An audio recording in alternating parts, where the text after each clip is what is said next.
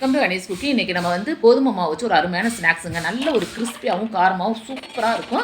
உங்களுக்கு கிறிஸ்பி தேவையில்லைன்னா இந்த காரத்தை அவாய்ட் பண்ணிவிட்டு உங்கள் சுகரை வந்து நல்லா மிக்சியில் அடிச்சுட்டு மிக்ஸ் பண்ணிக்கோங்க.